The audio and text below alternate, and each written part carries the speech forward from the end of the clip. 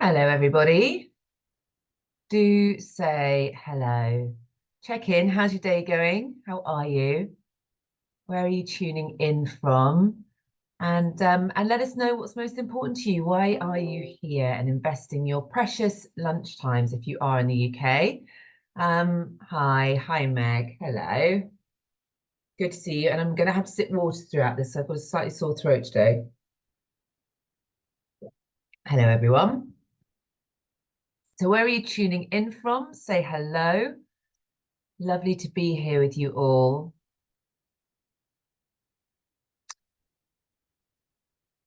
We've got people from London, Montreal, Vienna, Virginia, all over. Absolutely fantastic. Good to see you all. Really good to see you all. I'm really looking forward to today's session and looking forward to hopefully helping to give you a little bit more confidence when it comes to networking mastery and give you some more tools that I hope will be useful and give you that little extra confidence boost after today's session. So great to see everyone. Thank you for coming. Really looking forward to getting cracking with you today. Fantastic. Marvelous. So just out of 10, pop in the chat box for me. How confident do you feel? 0 being no confidence whatsoever, 10 being maximum confidence in terms of your own networking capabilities.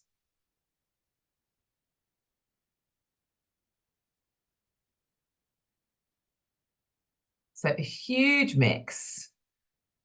I've seen everything from a 2 to an 8 and everything in between. Okay. And if there was one thing you would like to change about your networking experience, a word or a feeling or a thought or an action, pop in the chat box. What would that be? What would it be that you would love to get out of networking or experience when you're networking that you're just not finding accessible right now to you? And small talk is a big one, isn't it? Yeah, that comes up all the time.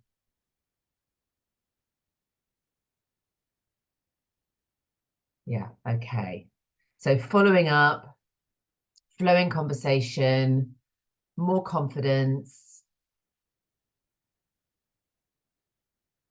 not talking too much, and moving away from boring questions. Yes. I mean, the art of conversation is not something we're taught, is it? In terms of all aspects of conversation, from difficult conversations through to setting boundaries, but also just creating conversation is not necessarily something that we're taught as a skill. And it's such an invaluable skill to have. So let's see what we can cover off for you today in this lunch and learn and see what skills I can impart and hopefully help you to, that's another great one, Maxine, is how to leave a group without being rude. I'm definitely going to cover that with you today. Breakfast and learn in the US, sorry. I know that we are a very much an international audience today. So yes, breakfast, lunch, dinner, wherever you're at in the world, I hope that we cover something that's going to give you some extra tools for your next networking event. So who am I? I think I probably, from seeing the names in the chat, I probably know the vast majority of you. And I am Lucy Chamberlain. I'm a really proud co-founder of CNC Search, founder of CNC Academy. I'm a qualified coach, so I've been providing leadership and potential coaching now for the last decade. I'm a multi-award-winning global speaker. I'm a UN Women delegate. I'm a W Corp ambassador. I wear loads of different hats, probably like so many of you on this call. But essentially, I am driven by unlocking potential, whether it's with our candidates, with our clients, whether it's when I'm training and developing, when I'm on a webinar like this, or when I'm coaching. I am an ultimate believer in all of our infinite potential, and I'm driven by the desire to really help unlock that. Now, we've been very fortunate, but actually fortune comes to those that do the right thing in the right way on a consistent basis, to have worked both in our search and recruitment company as well as in our training and development company with all sorts of incredible organizations. And I feel deeply grateful to have had that opportunity to work and learn from so many incredible individuals, whether that's placing our candidates into incredible organizations or delivering training and development. And of course, we're a small business. And one of the things I'm going to help you to do today is to help you ask for what you need. And of course, as a small company, please do think of us if you're hiring or looking for training and development in your company. And we would so appreciate you recommending us for either side of our business. And we've won 16 awards so far and counting for our work to date. So you would be in very good hands indeed. I'd like to ask you a question. If your network was broader, more varied and richer than it is now, what impact would that have on your career, your finances, your relationships, your self-esteem? What would change? What would shift for you? Or what do you believe that would create? More opportunities for sure. What else for you on this call right now? Let's say a year, this time next year, you have really worked on your capability to network and you have broadened your personal network. And as a result, what does that mean for you this time next year?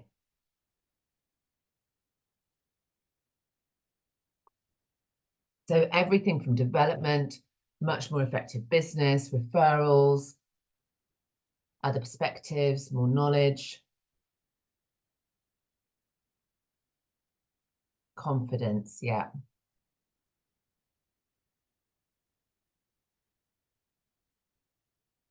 So essentially the common theme here is around confidence, opportunity, development. Yeah, makes a lot of sense. So why do people dread it so much? What is it about networking? When I go in and I talk to, when I'm delivering keynotes or workshops, or perhaps I'm meeting with candidates or our clients, the vast majority of people I speak to say that they dread networking, dread it. It makes them feel icky, uncomfortable, awkward, makes most people want to run away. And yet equally, most people I also meet really want to network more effectively and more often. So what is it? What is it about networking that we truly dread? What is it, this fear that it brings up for us? What is it specifically for you?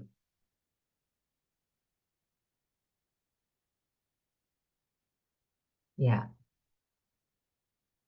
Okay. So a lot about fear of rejection, interesting, judgment,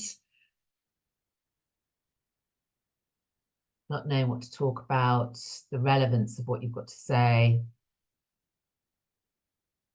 Yeah. So what I always say to anybody that I am coaching specifically, buffet lunches, that's what you dread about it. I know what you mean.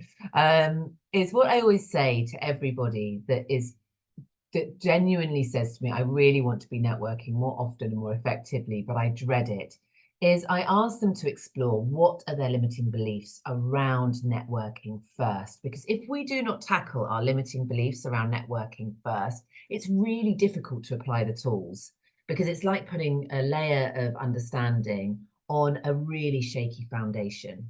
We've got to unpick these limiting beliefs first and question them.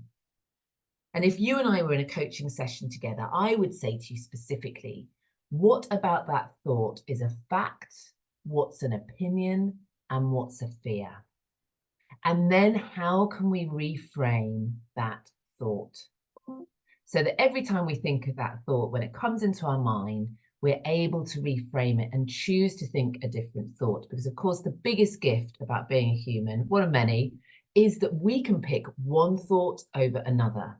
But until we get really conscious about the limiting beliefs around networking, it's very difficult to break through that. And here's a little secret. When you unpick your limiting beliefs around networking, you'll have quite an incredible ripple effect, because those beliefs that surround your networking will often be limiting beliefs in terms of developing relationships in general. And so it has this really great capability to transform your relationship competence in every area of your life. So let's start for you to really think, as we're going through this session together today, what are your limiting beliefs? What is it that prevents you? What's the barrier? Because the benefits are undoubted, aren't they? But we live in this completely polarized existence right now. We spend most of our time connected to our phone and our emails over and above people, over and above genuine human interaction. And as a result, our skills for developing genuine human connection have diminished. We know that from all of the statistics. So we are more connected and less connected than we've ever been before. And we also, I bet all of you know that it genuinely takes a village to bring up our careers, our understanding of pretty much anything whatsoever, our children, all of these aspects absolutely benefit hugely when we have a rich network with which to do so. But let me repeat that again. We have never been more disconnected and never been more connected ever in human history. And so developing this networking skill is one of the greatest possible ways that you can enhance, yes, your professional success, but also on a much greater level, your personal happiness, your personal sense of belonging, your personal sense of connectivity with the rest of the world, and your sense of what you have to bring and what you have to offer will also grow in tandem. And I'm going to explain to you a bit more about that in just a second. There are huge benefits to your self-esteem, to your sense of confidence, and also to your ability to create great choice making from foundations of rich and deep knowledge. Let's have a look at this. Hi, Hannah. So let's have a look at this. Let's have a little look at this. What can we do?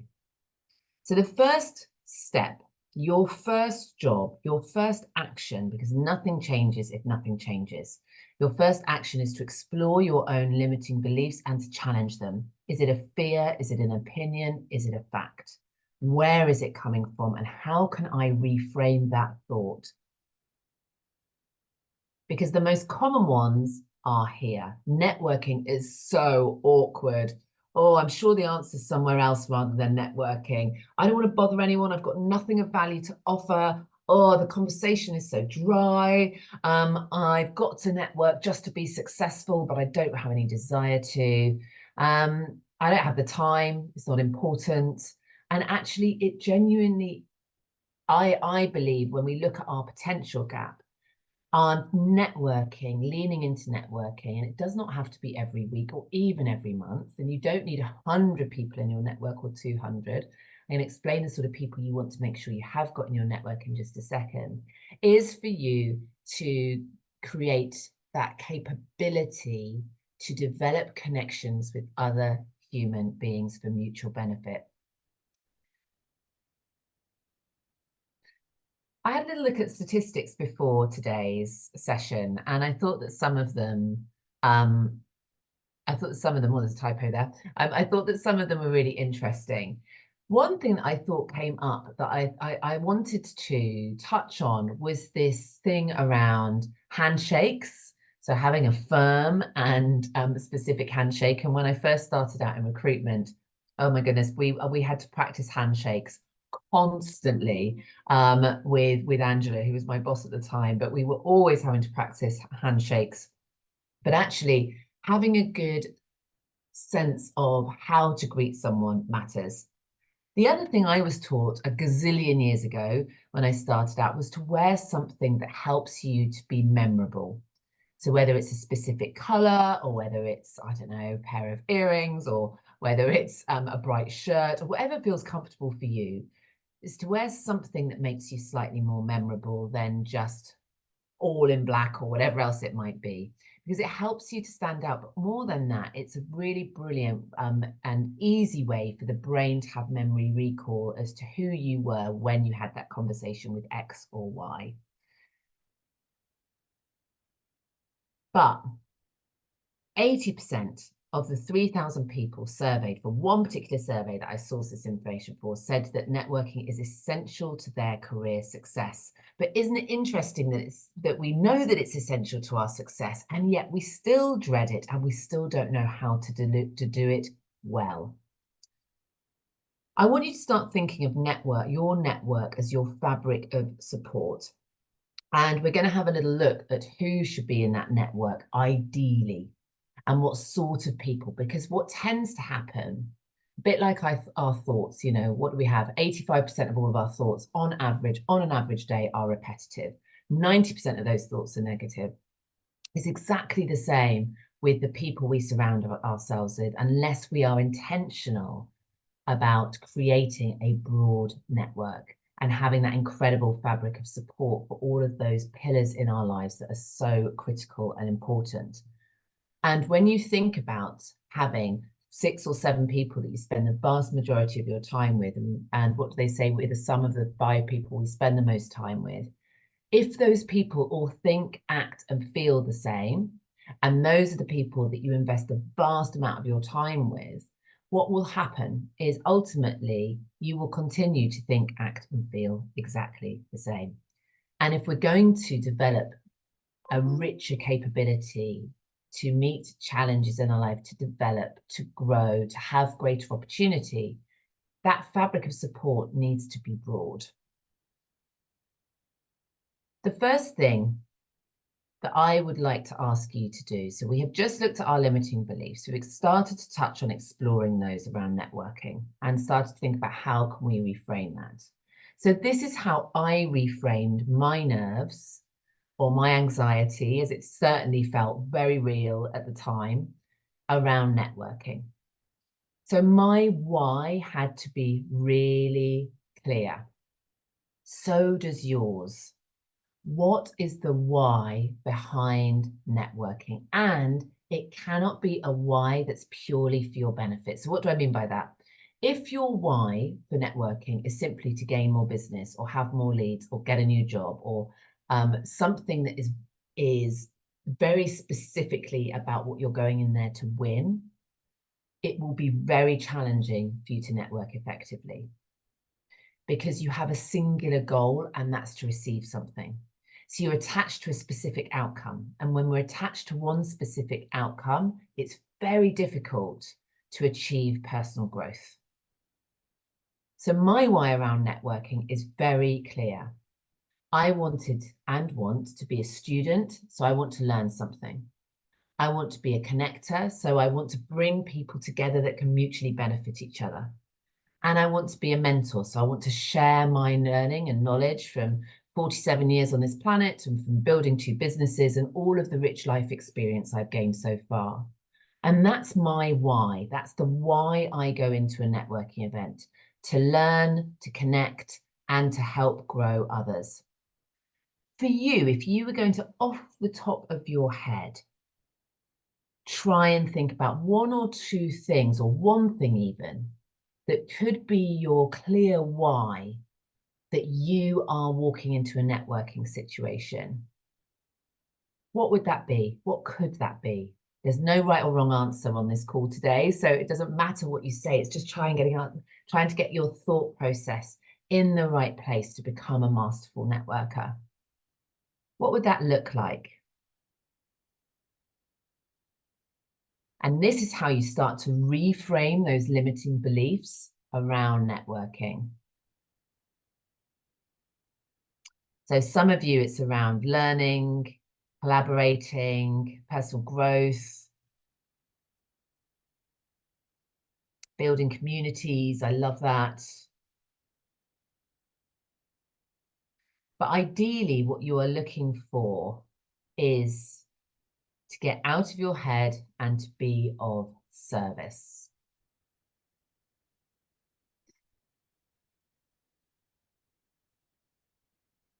But as Simon Sinek tells us, when we know our why, everything else becomes easier. And it becomes a great lens through which to make decisions. So getting to know, exploring your limiting beliefs, then getting to understand and unpick and get really super clear on your why will help you hugely to develop a stronger sense of self when you walk into a networking event. Let's get into the nitty-gritty just a little bit.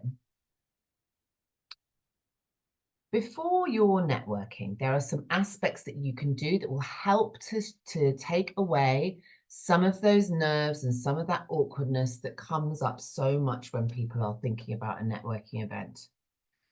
One of the things I love to do is to reach out to the network or the event organizer. Why on earth do I do that? I will always ask if there's some way I can help. Why do I do that? Because it means that I've connected with the event organizer. Fantastic. It means I've got that connection before I've even arrived. It means that I can understand what might be of service. So in terms of asking that event organizer, letting them know I'm attending their event, letting them know that I am here to help in any way I can. Is there anything specifically that I can do that would be of service? It's a great way to make that initial connection. I will actively notice who else is attending that event, if that's possible for me to access or to notice online, and I will connect with them and I'll let them know that I'm going to be at that event too. I was on a panel, speaking on a panel recently, and the CEO, Emma from Lucky Saint, I mean, she went one further. Before we were on the panel together, we'd never met before, there was lots of people going, and she sent me a case of their alcohol-free beer, a personal note, and a note on LinkedIn. And I just thought it was the most wonderful way to feel connected before we were actually connected physically at an event. Your why and your high are critical. And I'm going to tell you why I don't like elevator pitches in a minute. Every piece of networking training you'll ever go to, they'll say you need an elevator pitch. I can't stand them. I'm going to give you an opportunity to look at a different way to make that introduction that doesn't feel cheesy or too rehearsed, or like your salesperson. I don't like being pitched to at networking events. I'm there to make connections, and there is a complete difference. And it's exactly the same. I know from a million miles off, and I go to tons and tons of networking events, when somebody is coming to the event purely to sell something or to gain something versus somebody that's there to make genuine human connection. And you can smell it from this thing called the elevator pitch. You don't need it. But getting clear on your why really helps, and your high, how you're going to introduce yourself, and then understanding the power of questions. For me, the biggest competence gap in networking scenarios is that people don't know how and what questions to use, great probing questions, and then how to exit the conversation and the follow-up. Networking is actually incredibly simple when we know the how. So I plan, and you've just started to plan your why. We're going to have a look at a high in just a second, and then the questions. For me, there's a rule of 3. My time, and no doubt yours too, is my most valuable asset. I have so little spare time that if I'm going to invest it in a networking group or opportunity, I have to know that I can invest and give to that group what's needed.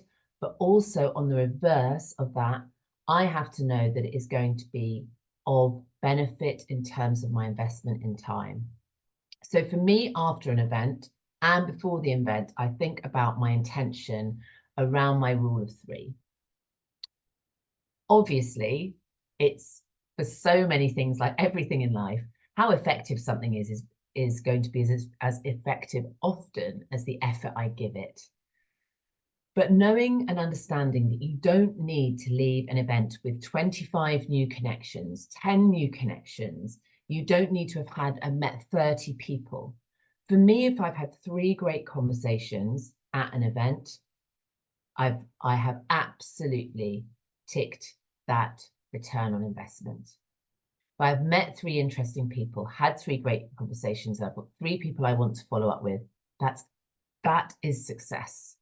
It doesn't need to be any more than that. And I know that loads of you reached out to me before this session today saying, what about introverts? It's obviously more challenging as an introvert to walk into a huge room. However, the genius that introverts have at networking events is their capability to really listen.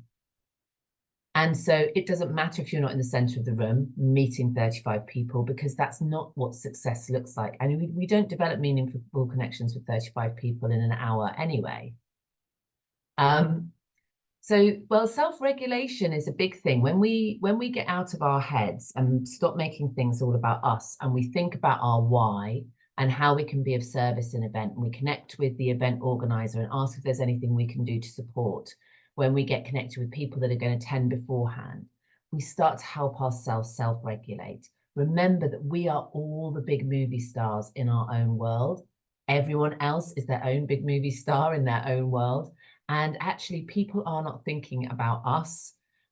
What we need to do is thinking about how we can be of service to others. And it really helps bring down that anxiety level. So the goal of all networking events should be to be of service to yourself, yes, but to others even more importantly. What's one thing that you know or are connected to or have connections in or wisdom about, knowledge of, that when shared with others would be of benefit to them? So my challenge to everybody on this call right now is to put one thing that they have to offer others. What's one aspect of your skill set, your knowledge, your network, your experience that could, when shared with others, be of benefit to them?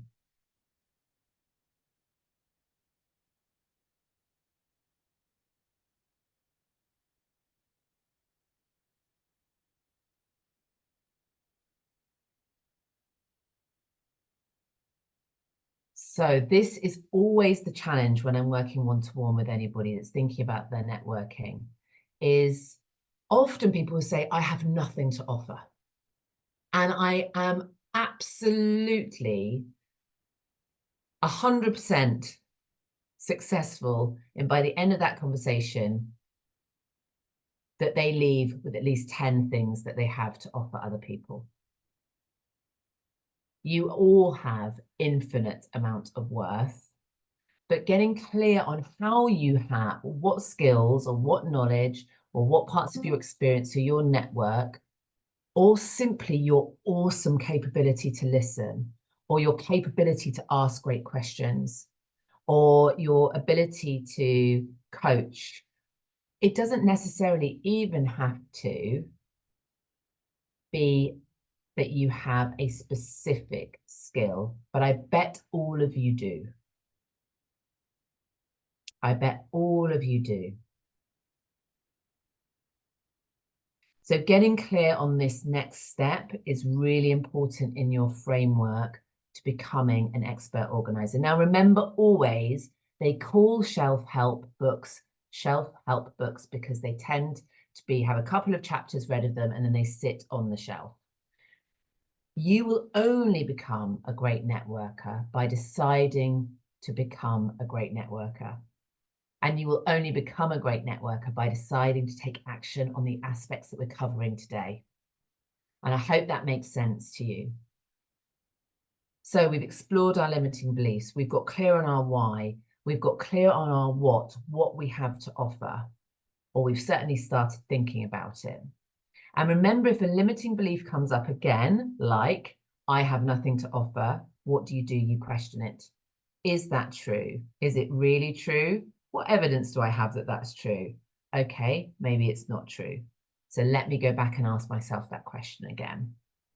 And if you don't know, ask friends, colleagues, family. They'll tell you. How do we know when we've got the network that we need? There you go, Emmanuel. I love that.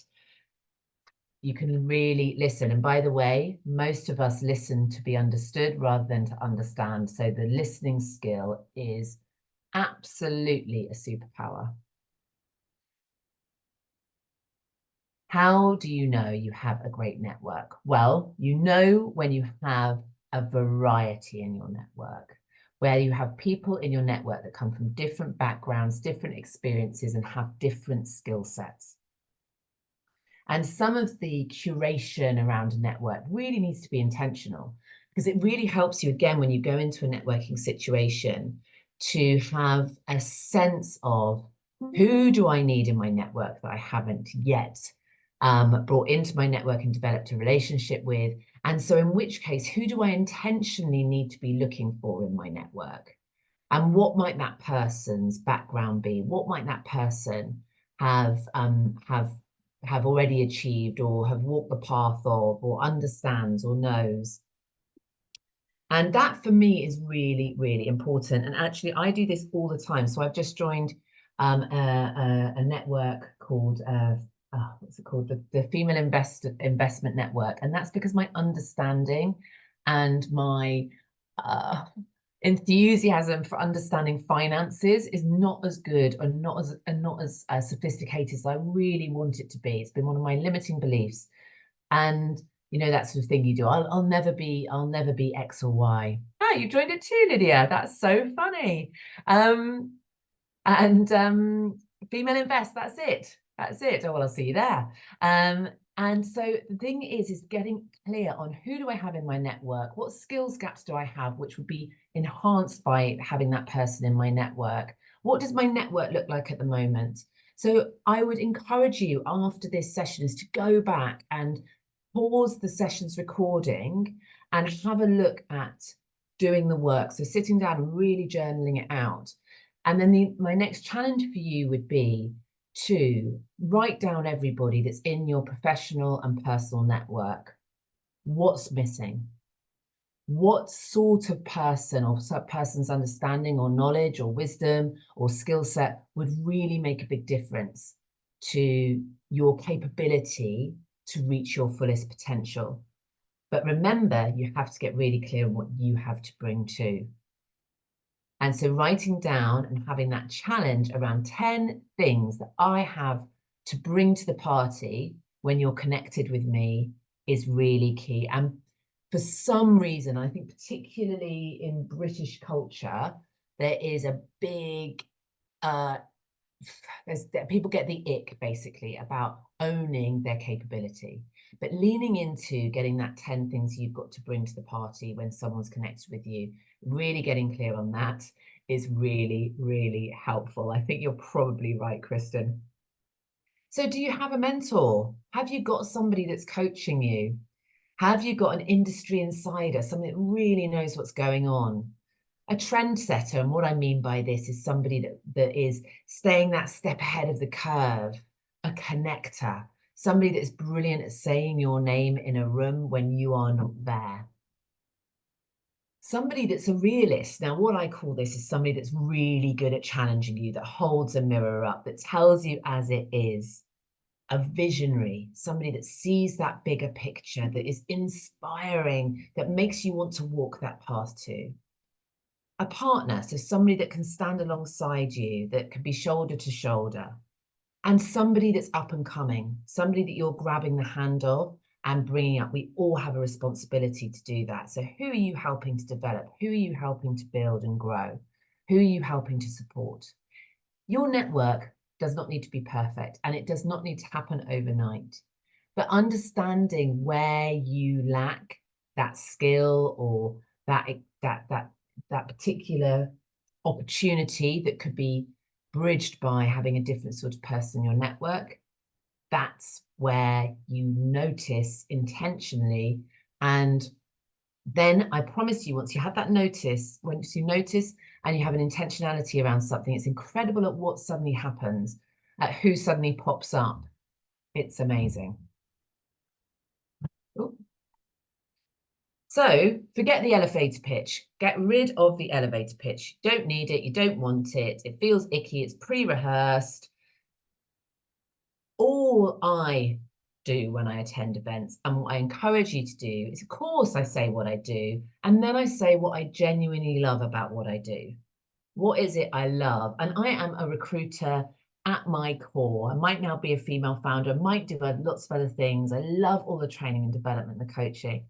But I am absolutely passionate about getting hiring right. And so just sharing what you do and what you love about what you do. And the other thing everybody thinks about when they are talking about what it is they do is they think it's not very interesting. Everyone says, oh, but what I do is not very interesting. Make it interesting. Share something you love about what you do will immediately make it interesting because it means that you become relatable, connectable. It means that suddenly I've got something to ask you about. I let them know why I'm there today. So I've sparked their interest. I let them know why I'm there today. And I always, and if it feels appropriate, I let them know what I'm there to contribute to, why I'm there. So the what I'm hoping to gain and the what I have to give. What I do, what I love about what I do, why I'm there, and what I hope to contribute. It is so easy and it feels authentic. It doesn't feel like you have to rehearse it. It doesn't feel in any way uncomfortable or disingenuous or salesy.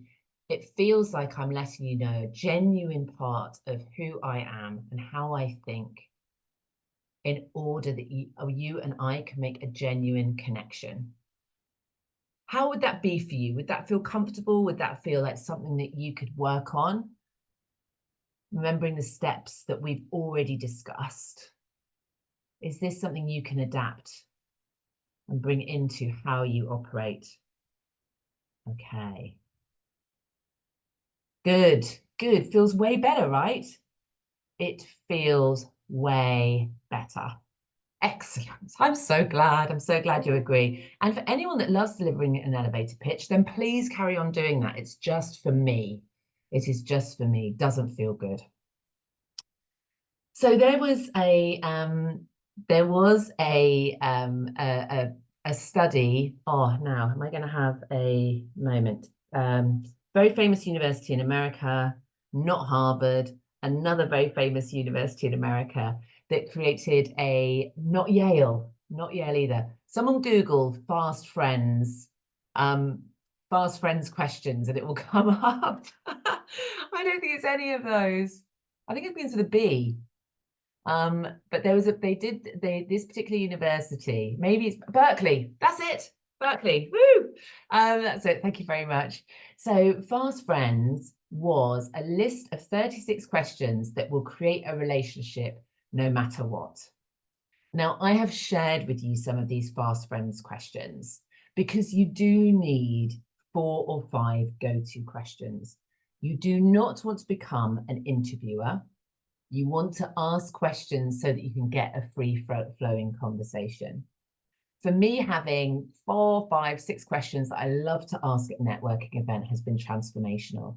But if you're like me, I can't stand really low-level small talk. I've got quite a short attention span, and I like to really get to know people. And how the hell do you connect with anybody on the basis of really low-level small talk? You just don't.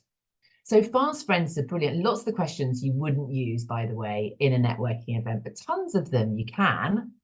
The dinner guest one, the famous one, what would a perfect day look like for you? And do you know what? People are so grateful that you've asked them questions that actually have some substance. Is there something you've always dreamed of doing? Is there, you know, if you would you like to be famous, and in what way, and what would you be famous for? These questions, once you start asking them, you will notice you get the most fabulous response, because everybody is desperately fearing how long they'll have to get through the small talk, how long they'll have to stay at this event for. Everyone's walking and feeling the same way. So you can literally transform everyone's experience of networking in that moment. Oh, thanks, Darlene. Thank you. I'll take that. So asking some fast friends questions and having them up your sleeve. And if you can only remember 3 or 4, don't worry about it. That will get you on the way to having so many more interesting questions. And you know what the brilliant thing is I don't ask questions to be asked questions. I ask questions, remember, because we're going into that network event to be of service. But the questions you then get asked tend to be so much more interesting, because you've given someone permission to drop the small talk. You've given them equal levels of permission to ask you great questions.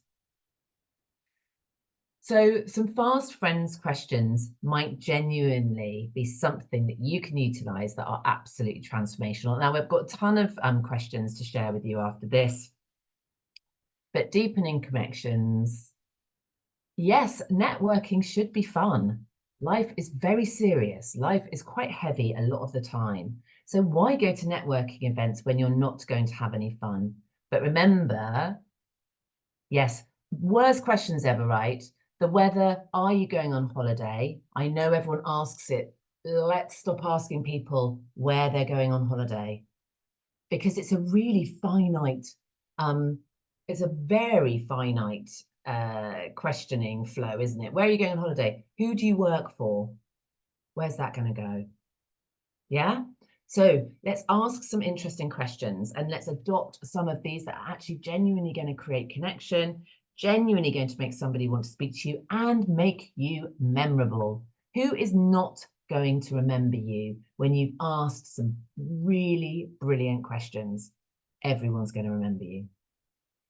So the next aspect of this is probing questions. So looking at how we then create more, well, there's basically probing questions create depth, and depth creates connections.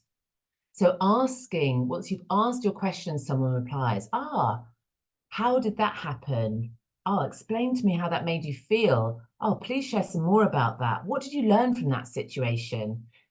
Etc., etc. So having some how and who and why really, really helps. Now, I think somebody's just, Emmanuel, remember that that might be a limiting belief that needs to be unpicked and questioned and reframed. Whether you think you can or you think you can't, you are right. So we've got to tend our network, and this is important. Your network needs tending. It needs time, it needs attention, but it also needs appropriate levels of time and attention. I used to get asked all the time, can I pick your brains? Can I have half an hour? And now I would love to be able to do that for everyone that asks me, but I know I can't. No is a full sentence, because I also have to make sure that I'm putting my own gas mask on. So making sure you allocate time, it should be in your diary every week. A little bit of time to give your network some love, okay? And 2 reminders: get out of your head, be of service, and you have so much more value than you know. Asking for referrals, asking for what you need is absolutely not a problem. It's absolutely not a problem, but it's a problem if you're selling. What are good ways to tend your network? Okay, sending a little message, suggesting a catch-up, bringing together 4 or 5 like-minded people, popping, I'm a big fan, we are B Corp, so I have to use these sparingly, but I'm a big fan of sending a little card in the post. letting people know you are thinking of them. Sending, I tell you who is absolutely amazing. Oh, LinkedIn, Sarah, I'm not getting any replies to my catch-up messages on LinkedIn. There is a good reason for that. Everyone is deluged on LinkedIn with messages. I get on average on LinkedIn about 100 to 200 sales messages. I don't know about everybody else on LinkedIn. Endless. So make that catch up about being of service rather than what you need from somebody. Somebody that's absolutely brilliant at this, and I hope she doesn't mind, Dee, if I don't know if you're here today, Dee, but Dee is absolutely fantastic at finding great events, and she'll send me a little note with the details of an event or a book I might like to watch or a great podcast she's listened to. Fabulous, brilliant way to enhance your network rather than ask from your network. So that's a really good tip, to tend your network, make it personal, make it about adding value. Dee, you are here. And she is here. She just privately said it to me, but thank you for always being so great at that, because it's very much noticed and really makes you stand out, actually, I would say, as somebody that's very good at enhancing and adding value to your network. It makes you very, very memorable. So the next little bit of that is look at how you want to activate your personal brand. Today's not a personal branding session, and we've got a few more slides we want to go through, and everyone's got to leave on time, obviously. So if you are looking to curate that network, share things online that are going to appeal to the people you are looking to invite into your network. Obviously, active listening is critical. And one of the ways you can show you've actively listened when you follow up after an event or you're tending your network is when you really hear what someone's saying to you. You can then spot an article or a podcast or a book or an event or something like that that you can then share with that individual. Remember that confidence is an output, an outcome. Then someone says to you, just be more confident going into a networking event. It's not going to work. Have courage will work. So start with the courage to do the work and the steps that we started out to. I mean, Emmanuel, I'd love people to reach out to me with the perfect thing I perfectly need, but I spend a lot of time putting into my network. Do you do that too? So ask yourself, what can I do to enhance my network first? But you have to do it without attachment to outcome. You have to give in places and enhance in places without needing something back. It should come back. And if it doesn't, then they're not the right group. That's not the right group for you. And that's okay too. I've been in plenty of networking groups that I've left because it's just not the right room for me to be in. Being yourself is absolutely critical. People can smell inauthenticity from a gazillion miles. Be yourself. You do not need to pretend to be anybody else when you go into a networking situation. I absolutely promise you that. The other thing I do is I use visualization. So somebody mentioned earlier on about that thing around nerves and feeling anxious before a networking event and being worried. And actually, I try and visualize the benefits of an event and the benefits of me investing my time that really help me to step in to that event with the right kind of mindset, with the right kind of attitude. And so I remind myself, what's it going to feel like? Well, I'm going to feel really proud of myself that I've stepped out of my comfort zone, that I'm always energized by being in a room with a group of like-minded people. Now, I might not be the person that spends the longest time at an event. I might not be the person that works the whole room at an event. I'm the person that's looking to have 3 great conversations. It means I get to sharpen the saw. So my skills, I get to hear and learn, means I get to meet experts and leaders. I get to build my network. I get to learn new tools. And most importantly, especially from asking great questions, I get to have some fun. So remember all of those aspects, visualize them, let it sink in, feel it, know it's where all sports people, all great sports professionals use visualization because it's such a powerful way to shift our mindset and lean into our fullest potential. So Some little reminders. Don't promote, help problem solve. Be there to listen and learn. Thank people really well. Have a process for following up. Your social media, are you putting out the things on social media that are going to attract the people that you are looking to attract? Your why and why. You're intentionally listening. You're looking to listen to deeply understand. Be kind. If there's somebody or a couple of people that sat on their own or stood on their own, go say hello. Honestly, go and say hello. Be curious, ask questions, and join the dots. I should introduce you to Mary that I've just been speaking to, because Mary's absolutely passionate about garden gnomes, and so are you. Let me introduce you both. Connect dots where you can. 80-20 rule, 80% listening, 20% speaking, where you can. Now, most people at networking events, and tell me if you do something different, most people at networking events say goodbye by doing what? I'm just going to get a drink, or I'm just going to go to the loo, right? Why? Why does everyone do that? And everyone knows what somebody's doing when they say that. There is this simplest way to finish a conversation with deep respect and without damaging your relationship or that connection that you've just created. You simply say, I have so enjoyed connecting with you. I'll reach out after today's events. We're both here to make sure we've networked. I'm going to go and say hello to some more people again now. Thank you so much. That's it.